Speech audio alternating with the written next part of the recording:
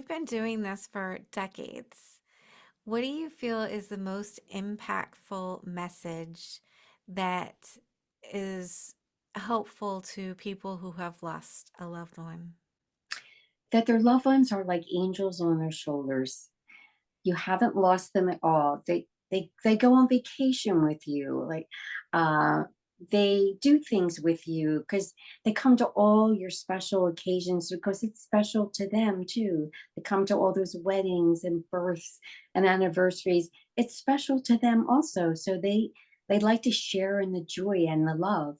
So I guess I want people to know that their loved ones are still a huge part of your life. Just keep on talking to them. They love to hear from us. So, and they'll find a way to let you know that they heard it and that they'll try and help if they can. My guest today is Christine Duminiak. In 1998, Christine's dead in laws appeared to her in her bedroom and stayed for almost an hour. They kept returning, and because of their spiritual visitations, though she's not a psychic or medium, she felt led to help others who were grieving and longing to receive a sign, which is why she created a prayer group to pray for them.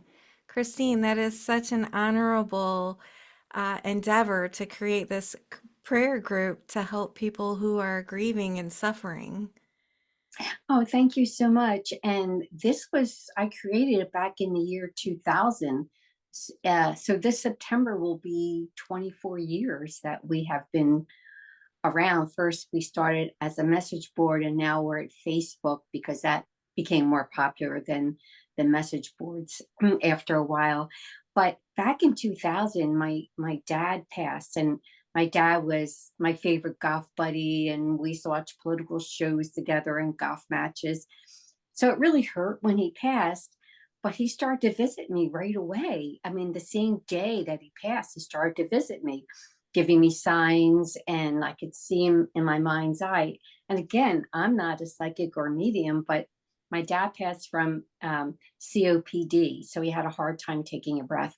And he showed me that he could take 3 deep breaths with no problem whatsoever after he passed. And that was really sweet. And those signs meant so much to my heart for feeling I was smiling all the time instead of being depressed and sad and grieving. And I knew he had come to his own funeral. So, because of what those signs did for me, I wanted the same for other people who were grieving because I could just see the difference between feeling like they're just in a dark hole somewhere, or they're like an angel on your shoulder and still being a part of your life. And so the prayer group that I um, found, it was called Prayer Wave for After Death Communication. And I felt there was such power in group prayer that if we prayed for each other, there would be a lot of signs coming, especially for those who were grieving. And it was amazing. People, we would do it every Friday. Friday was Prayer Wave Friday, and we would pray for people, and they were getting signs. People who never had signs before, and after a while, my group kept saying, "Chris, you should write a book about our stories." And I said, "Well, I don't know. I'm not really an author." But they really wanted their stories out there. So I prayed about it and I asked God to give me a sign if He wanted me to write a book, because I felt like it was a pretty big endeavor. And I got a wonderful sign. One night I was half awake, half asleep, which is how I feel like heaven communicates with me when I'm half awake, half asleep. And I saw a at that time, Jerry Seinfeld had a biography, an autobiography out, and they showed me Jerry Seinfeld's book all piled up at a Barnes and Noble on a table, and then they showed me the sky and part of the name of the book that they wanted me to use for the title of my book. And I thought, well, that's my sign. So I asked my group if they would just send me their stories, and they did, and they were just wonderful stories.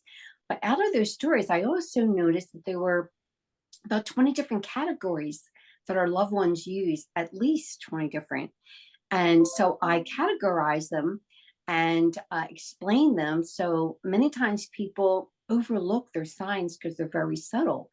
But I felt that if I explained it, they would it would like hit a chord with them, and they would start to claim their signs and not feel, oh, this is just a coincidence. Or any time that you get a sign that makes you stop and think, oh, is this a sign? You should claim that sign, because our loved ones will simultaneously put the thought in our head that this sign is from them when they give us a sign. And that's one of the big reasons why you notice. So, very healing when you get one. I want to go back to the beginning of how you first started this. So your relatives that had passed came to visit you. Was this when you were halfway awake? I had just, it was around 4 o'clock in the morning, and I had just woken up from a dream. And I'm not, now you understand, I've never had a spiritual experience before this particular incident.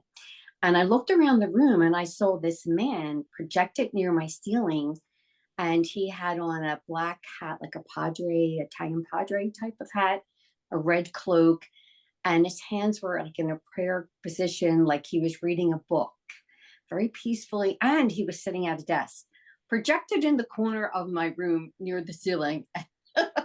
I said, what is this? And why isn't it going away? But in about 15 seconds, he left. He kind of dissipated. And I thought, well, I think I must be still dreaming, is what you would say to yourself.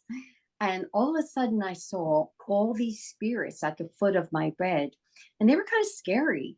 They had skeleton faces, and some of them were choking each other. And I thought, oh my gosh, this is really scary. What the heck is this? So I had my rosary under my pillow and I started to pray. And the next thing I know, this wind comes into the room, blue lights and sparkling white lights, like streaks of something, like they were gushing out all those bad spirits that were in my room.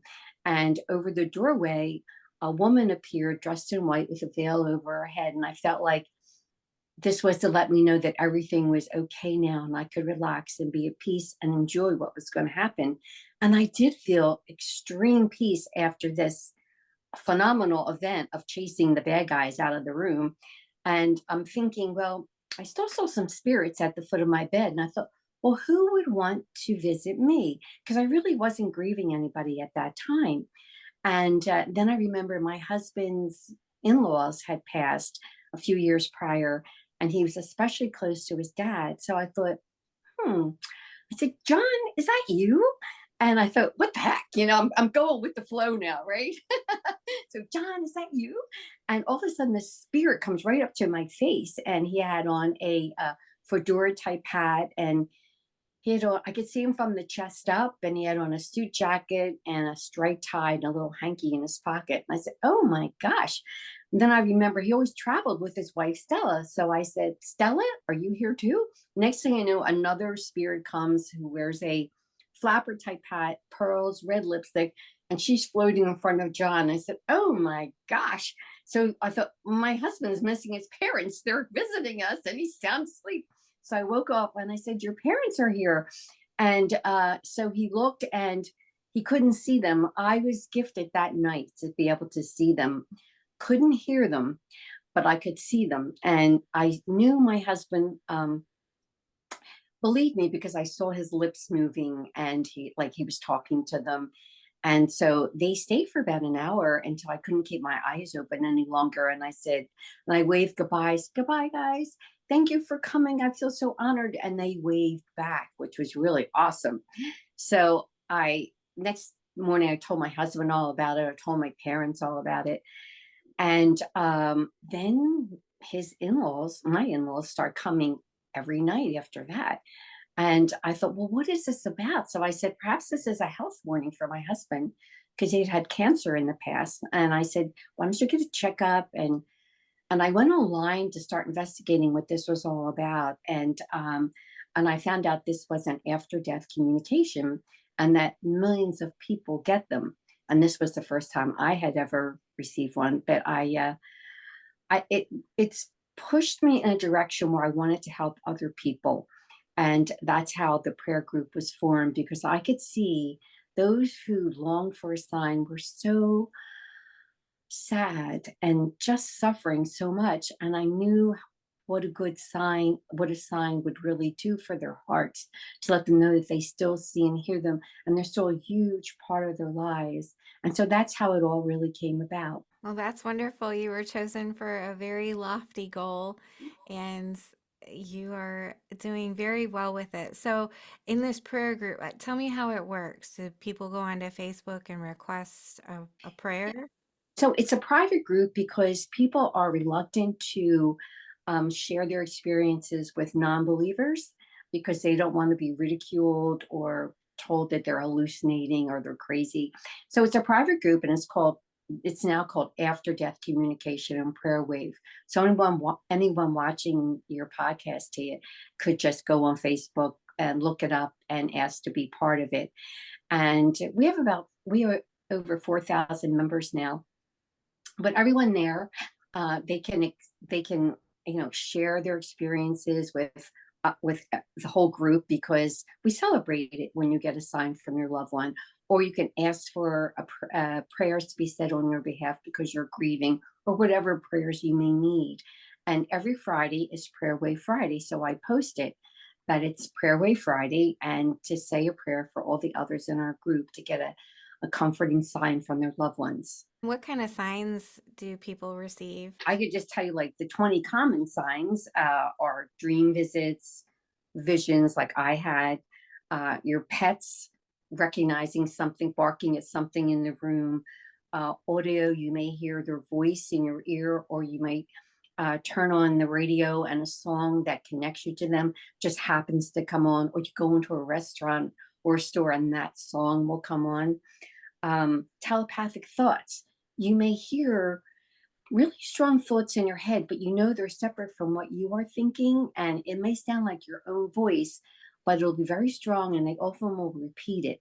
So you know that it is from them and not your own thoughts. The scent of them could be their cologne, their cigarettes, even like flowers. You might smell like a floral scent around you that's very, very strong, but there's nothing in your room that would give off, nothing physical in that room that would give off that smell. Touches, my dad, one of the great things that he does, it's so much fun, he will massage the top of my head when he's around, so I know he's there. And he loves to do that when the family's gathered together and we're celebrating somebody's birthday or a special occasion, and I'll say, Daddy's here, and everyone will say, hi, Daddy. So it's really nice. It's a very, very physical way of letting me know he's there. My mother will tickle the side of my lip, but other people they'll feel their hair being stroked, or they'll feel someone maybe stroking their hand or their arm, or patting them on the shoulder. So touches are a really nice one, because it's so physical when you feel that. You just may sense their presence in the room, a very strong spiritual presence. You may not see anything, but your ears may close up when there's a strong physical presence in the room. Um, Objects being moved, or you've lost something and you ask, could you please help me find it? And all of a sudden it shows up. Or coins, a coin that might have a date on it that is significant to you, or you keep finding pennies or dimes wherever you go. Um, Butterflies, dragonflies, animals that act like they knew you. The butterflies or dragonflies just may uh, fly on your shoulder and stay there, or some wild animal just may stare at you and do something peculiar. I guess the operative word is peculiar. If it seems peculiar, take notice, because that's really important. They do something peculiar to get your attention. Um, Rainbows that appear out of nowhere and you're thinking about them. Certain numbers may be important to you, like 111, or um, maybe their birth date, and you might go to a hotel room and that you will be assigned that room number that is their number and your number. Uh, Candles act like candles. One of the stories in my book is amazing. They had blown out all the candles. They weren't trick candles. And the candles lit themselves again to let them know that they were in the room with them. So candles may even, there's no reason for it. There's no breeze in the room, but they look like they're waving to you. So that's another. Answering machines and phone calls and text messages that come and there's no explanation for it. It may be their phone's been disconnected, but all of a sudden you're getting a phone call from their line, or you're getting an old text message from them that just shows up. Um, photos of them. You may a photo of them just may appear on the floor, or you have a picture of them that falls over flat or falls off the wall. It's not that they're trying to scare you; they're just saying, "Hey, I'm here. Notice I'm here." Um, and God incidences, those what we call synchronicities, that like you might be looking for something really special, and all of a sudden or it's your anniversary or a special occasion, and someone who doesn't know this, a friend will bring over flowers to you, not knowing that's a special occasion for you, and your loved one influenced them to do that.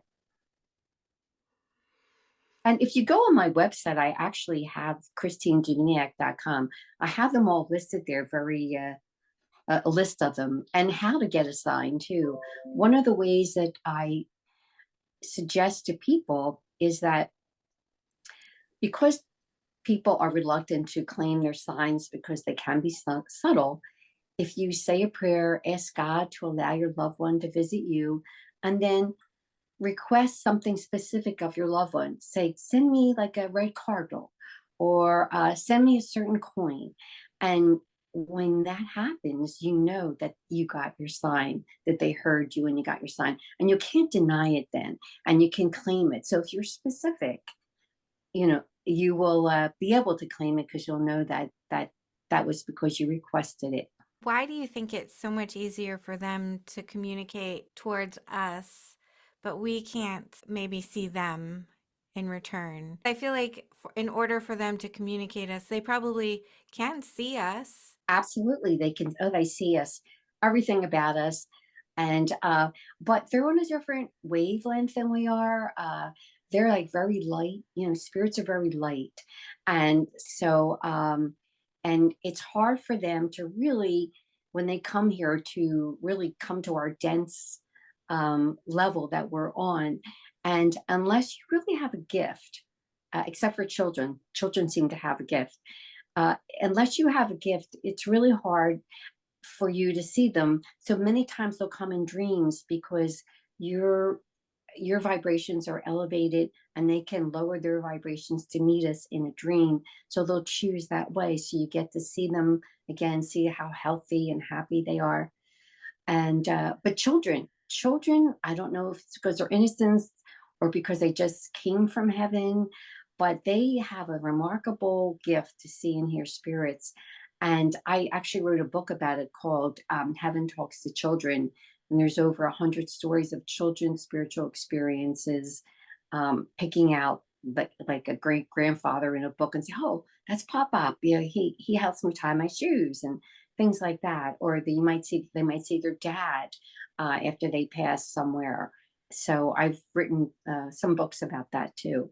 Children are so innocent. Like you said, they haven't been programmed. They haven't really been hurt really bad. And I think being hurt is part of our shutting down, our closing off to the other side. We become more withdrawn and become so involved with my pain, my feelings, and then those continue to happen throughout our life, and we go deeper and deeper and deeper into just me, and we lose that oneness with everything.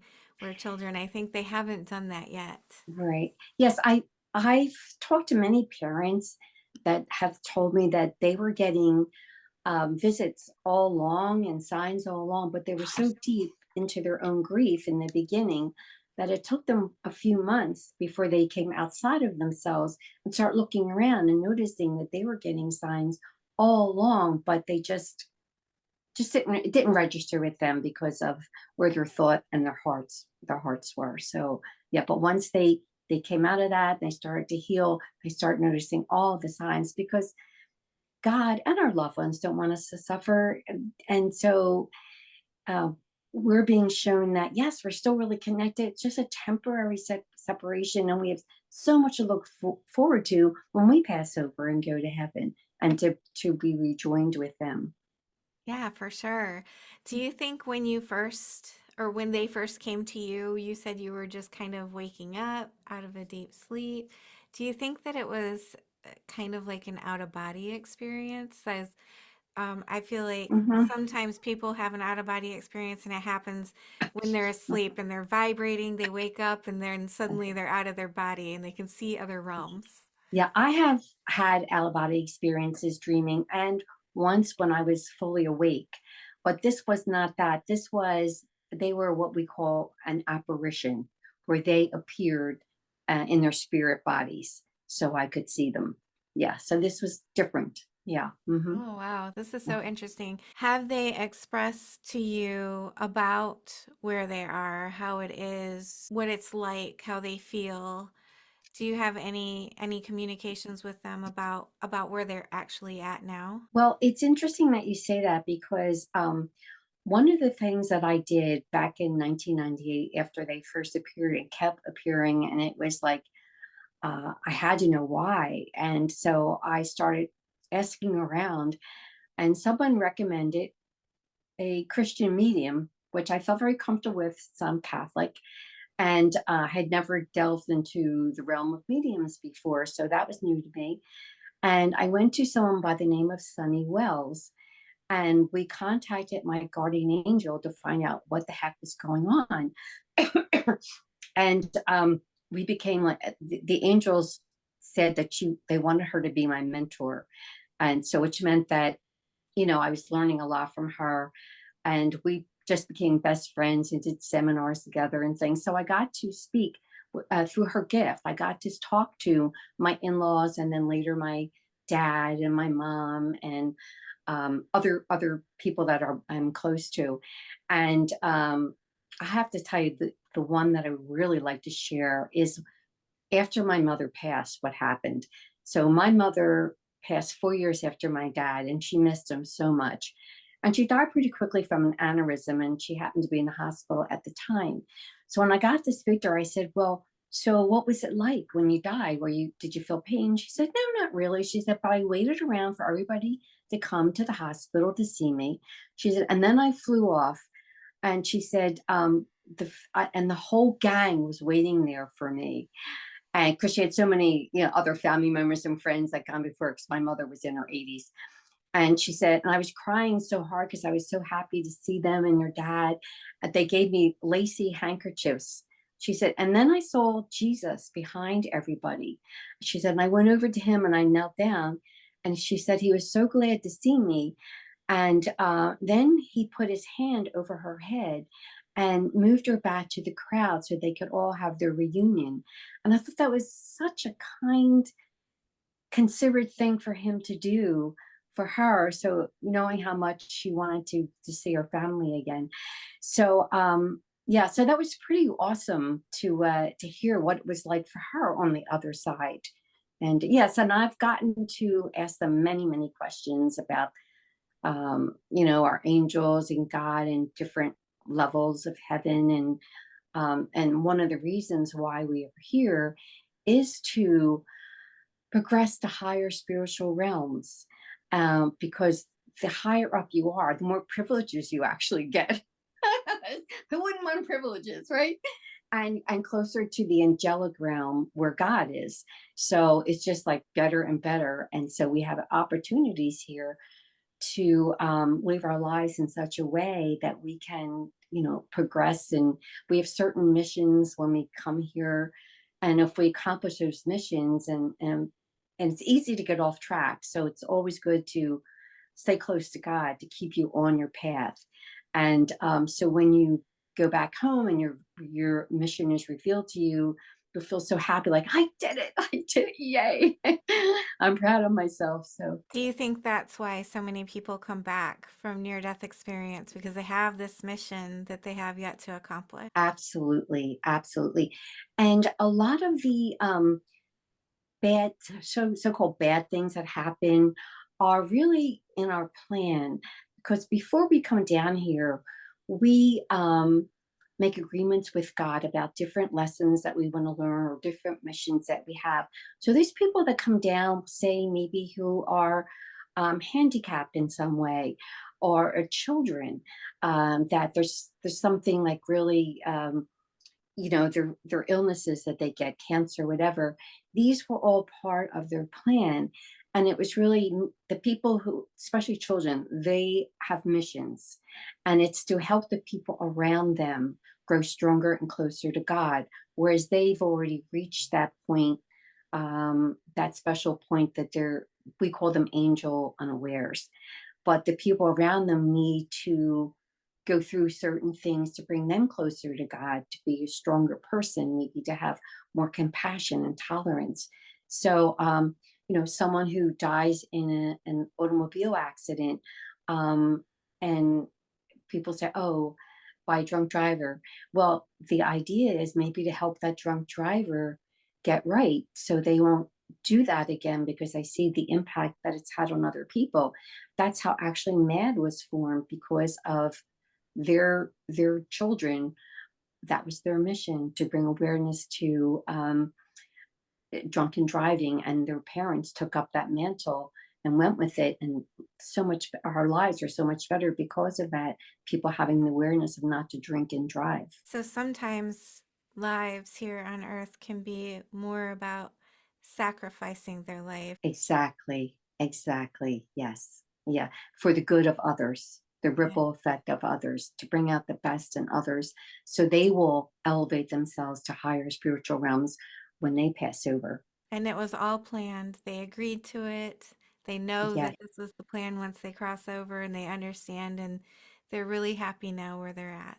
Oh, absolutely, they're perfect now. And if you don't understand that this is how it works, you can be really angry at God. Like, why didn't he intervene? Well, he only intervenes if it's something that wasn't part of your plan and you weren't supposed to go yet. So, I mean, I've had a few I had an intervention of a car accident. I almost smashed into a tree when my brakes lost control, and I stopped an inch before the tree. And I knew back then I was only 17 or 18, and I didn't realize how much God um, will intervene if it's not your time. And so I always thought I was just lucky, not realizing that it wasn't my time, and he didn't want me all smashed up, because I wasn't supposed to go through being all smashed up in this lifetime. Anyway, back then. So yeah, but that's why there's an intervention. So people think, oh, this is awful, what happened to my child, but this is that agreement that they had with God, and you're part of that plan to help it along and to grow yourself. So that's why I know it's hard to take, but if you look beyond here and what the person's trying to accomplish for you in your life too, it's a gift that they've given you, to help you. I agree. My husband was killed 20 years ago, and I feel Mm. like this is the gift that was given to me was going through a process and learning about near death experiences and doing all these things with near death experiences to get to this point where now I'm here sharing things with others, experiences with others, and people like you and your amazing stories. Just to be do my part in giving back to the community that's helped me so much. And I never understood that. It took me 20 years to understand that. But here I am now. So I Yeah, do. that's wonderful what you're doing. Well, thank Mhm. you. And it's wonderful, amazing what you're doing. Oh, thank you. You've got this Facebook group and teaching people about reading the lessons. And so in your group, is it a participation thing where they're actively participating in something in order to get signs, or are you just teaching them about what signs to look for? It's both. Fridays are meant to be the day where we pray for one another as a group, wherever you are. I posted on my Facebook group, and it's a reminder. And so wherever you are, you'll stop and say a prayer when you read that for the others. It's like an unselfish, but we're also praying for you. So everyone gets the comfort of a sign. And but then, anytime, I mean, people can post questions all the time to me about anything spiritual. I'm happy to answer it because I feel like that's part of what I'm supposed to be doing, is to help people learn more about spiritual signs and about heaven and why we're here. And because the more you know, the easier it is to accept what happens in life. Realizing there's a reason. It's just not God's being mean to me, or fate is awful. It's there's a reason to embrace it. And you could still ask for help, though, when you're going through these challenges or pain. You can always ask for help, and you will get that help if you do ask for it. Do we participate in our purpose? Do we choose it or are we given it? I think it's presented to us, the growth that's involved if you take on a certain um, mission or lesson. And you can refuse, because we have free choice. Even in heaven, you have free choice. So, but when God shows you the good that can come out of your doing it, and also when you're in heaven, you see things through spiritual eyes. You don't see it through your physical pain. And you probably, if you saw it through the physical pain, you'd probably say, "Oh no, I don't think so. I think I'll pass." So everything looks easier when you're in heaven, of viewing what your life is going to be like. And it's not until you get here that you realize, "Oh man, this is really hard." Uh, but but and that's one reason why we don't have a memory of what we signed up for, because who wants to, you know kind of like live that and dread that every day? You just take it as it comes, because that's the way it should be, so you're not burdened by it, mentally or spiritually or emotionally. So yeah, so you have a choice. And yeah, but apparently when you come down to earth and go through these things, you have a rapid ascension to higher levels, way faster than if you're in heaven, where there's no pain, no gain. It's like it takes a lot longer in heaven to elevate to higher realms, which people will want to do. So by coming down here, they're helping other people, they're helping themselves, and they rapidly can ascend to higher spiritual realms in heaven. And I think that's why they do it. I'm sure. I'm sure God is very persuasive. You talked about there being different levels of heaven. And is that kind of similar to how where we are when we die, we go to like the first level of heaven? Is it kind of similar like that? Like this is a level of heaven in itself, or is this completely different? I think this is completely different. This is like the physical realm, different from the spiritual realm. And I think the level that you go to is where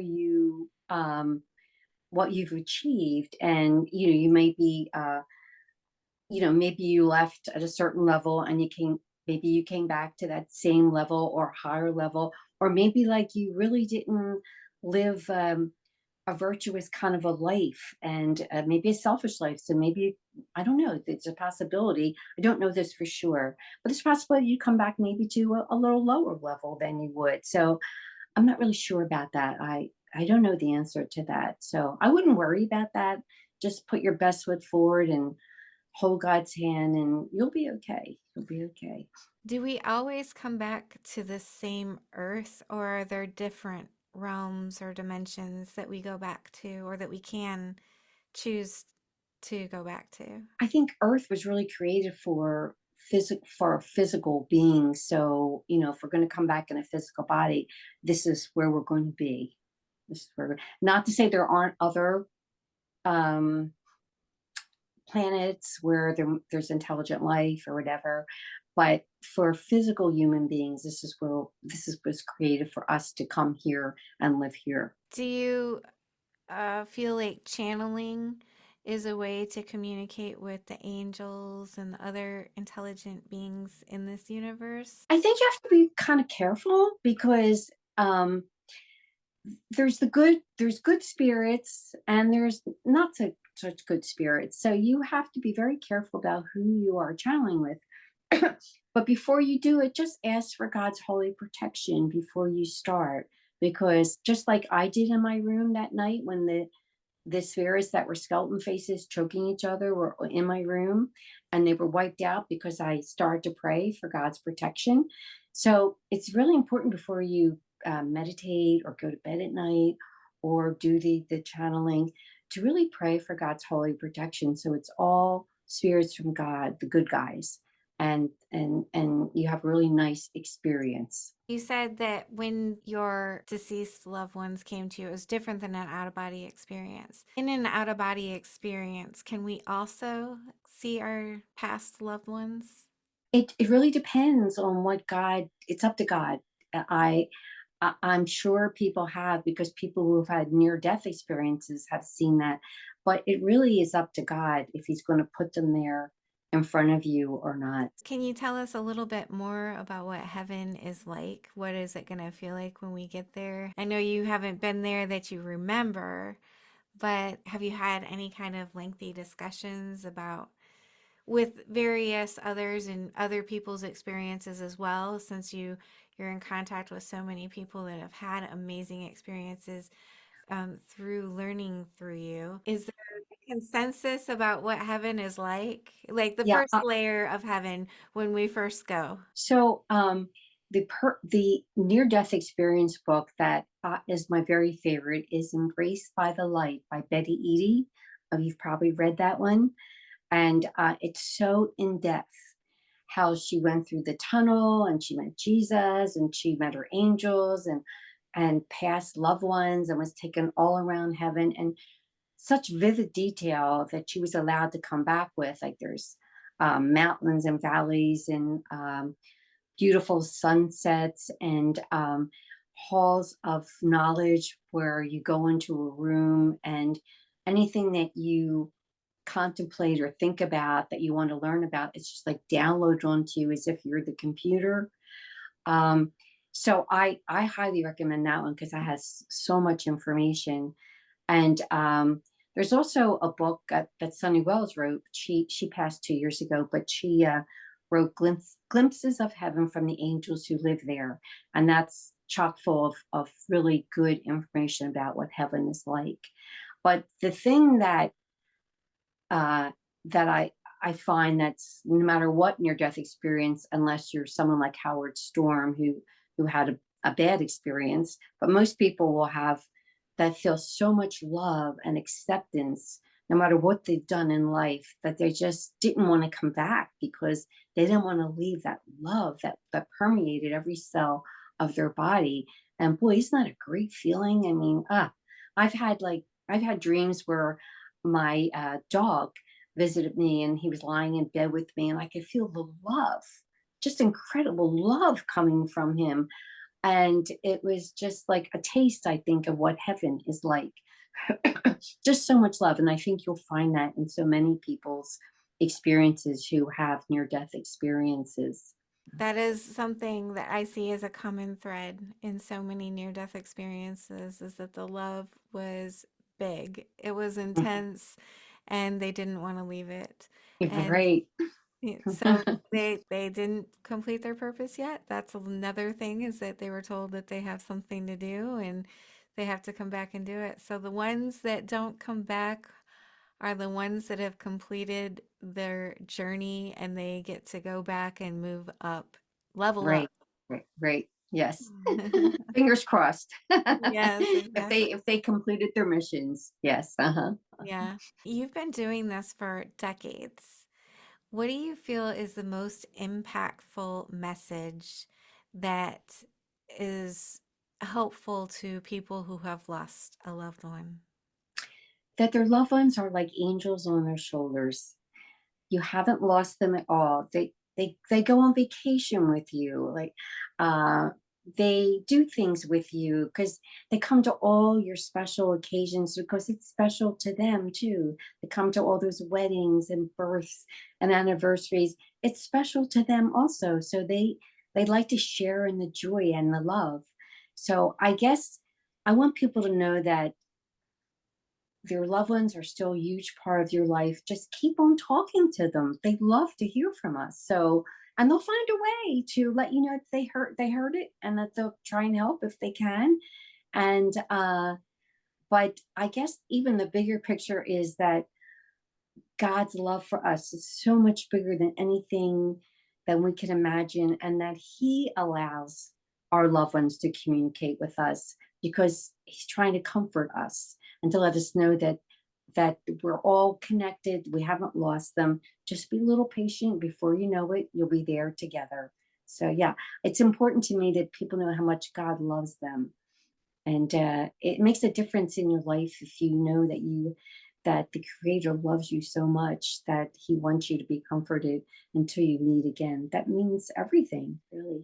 Do you think our loved ones are like our spirit family? We have a spirit family there, and that we're maybe a separate, not separate, I don't want to say separate because that's what I'm trying to get away from, but maybe we're like a drop. Our spirit family is a drop of water within this bigger drop of water, and so we can't be separated from them, and that is why they are at all our events, because we're still one with them, just like we're one with everything, but maybe this just a little closer with them because we still have these levels to move up through. So I'm so glad that you brought up spirit families because apparently, according to the angels that Sunny and I have talked to a lot, we've had a lot of sessions with them to understand how things work. And they said we are part of soul group families, and some are really big, some are smaller than others. But the mission of everyone in your soul group family is to help everyone move up to higher spiritual realms. So people who are maybe your working associates or your neighbors or your friends are more than likely part of your soul group family. That's why you are with those people to help each other. So, and you won't remember that until you go back. But yeah, so you are with your soul group families, and a lot of them come down at the same time, and we help each other, and that's the purpose.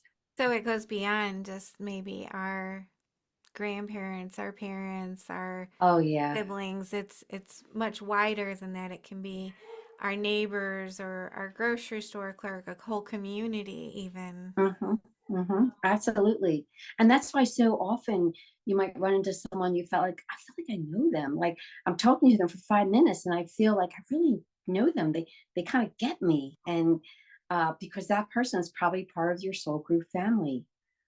If you do want to sign, spirits in heaven can't do whatever they want to do. They need God's permission. So that's why I always say it's a really twofold step about getting a sign if you're longing for a sign. And first one is to ask God to allow your loved one to visit you in a comforting way, and then say something to your loved one specific. So this way, you won't overlook it when it comes, when you get it, and it'll bring a lot of joy to your heart. And if you do claim it and say thank you, your loved one will repeat that particular sign because they know that you get it and they want you to get it because it's a gift. It's a gift from them to you. So, yeah, they're still giving gifts. That's so nice to think of. If my guests wanted to reach out to you, I know you mentioned your Facebook group, if you don't mind mentioning that. And do you have any other ways of reaching out to you if they have questions? Sure. I have a website called christineduminiak.com. All my books are on the website, my contact information. There are many interviews and seminars that are videos on my website, which may help people. And so they can email me at chrisduminiak.com, or they can just friend me on Facebook, or if they want to join After Death Communication and Prayer Wave, they can. But I want to also mention that I have 3 books for children if a child has experienced a loss, and they're illustrated, and one's called Grammy Visits from Heaven, Grandpa Visits from Heaven, Daddy Visits from Heaven for military families. And it's also good for first responders.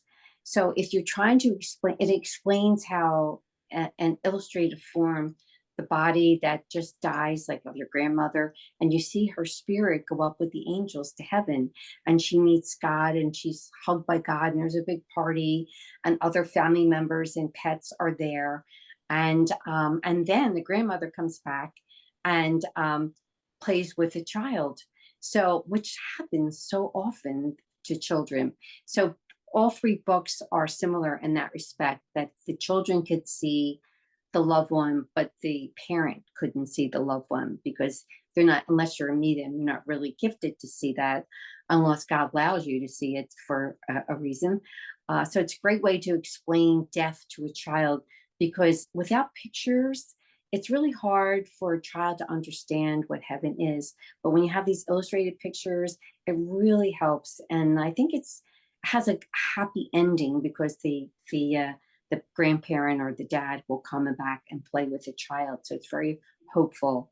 And then my first book, After Death Communications, God's Gift of Love, explains the 20 common signs, and there's over 130 people's true stories, and then there's a lots of chapter on how to heal from grief. So it's very good. It's good for people who have survivor's guilt. And then, of course, there's my book, If a Child Has a Gift and the gift stays with them, Heaven Talks to Children, which helps guide a parent through to safely navigate their child through seeing spirits. I love that you have so much support material for children as well because it means a lot how we're raised. And if we're raised fearing death, we're going to continue fearing death our whole life. And I think we need to embrace death more as a society, that it's not the end of our existence. And not that anybody wants to die, that, we want to stay here, we want to do the lessons that we've learned, and we don't want to make our loved ones miss us. But um, our society is just, it's so, death is a taboo subject and we don't like to talk about it. And so it can affect children significantly. Yes, yes, it can. And that's why I love all the books about near death experiences because it gives us such great insights into heaven, what we have to look forward to. And it really does take your fear out of from dying out of you. Because oh, this is what I look forward to. Beam me up. This is pretty great. But you got to So, finish your mission first. exactly, exactly. Right to you for sure.